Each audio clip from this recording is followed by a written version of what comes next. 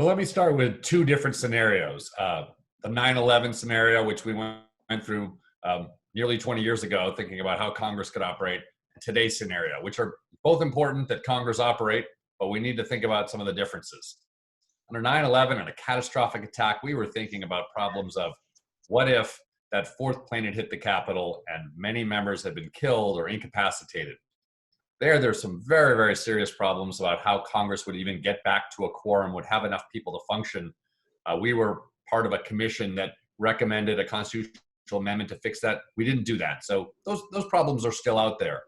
You rightly pointed to the question of today, where there are people who are, few people who are sick, others quarantined, but we may reach the situation where many people are well enough to talk virtually, but they're not able to come together in Washington because they don't want to give each other the disease. They can't travel on planes.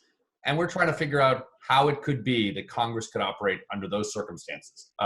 Some of it is technology, some of it is rules, and a lot of it is norms, being able to adapt to the idea that we're probably not going to be able to do everything from afar the way that we would do it in person.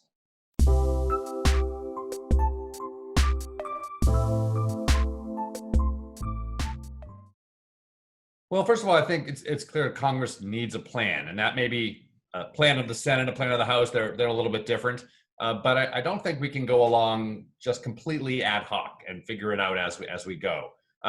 There are mechanisms that allow Congress to be flexible and to operate. Congress often operates without everybody on the floor, assuming that there's a quorum, that there's unanimous consent, that things are okay. Some of that might be possible. But if we move to a situation where really many members cannot come back to Washington, where essentially everybody cannot, I think we are going to have to move to something that resembles remote voting. Maybe it won't be formal remote voting. Maybe it'll be people talking about and registering their votes online, but the votes are cast by a more formal mechanism back in Washington. But there are reasons to think that if we get to that situation, we don't want Congress not to be here for a crisis that lasts 3, 4, 6 weeks at a time where they're very necessary to the crisis. So it could be rules changes that directly allow remote voting. Could be some rule changes that just allow a lot of communication and flexibility for members being able to put in their 2 cents, but use some of the mechanisms that we have for Congress to operate with just a few people here.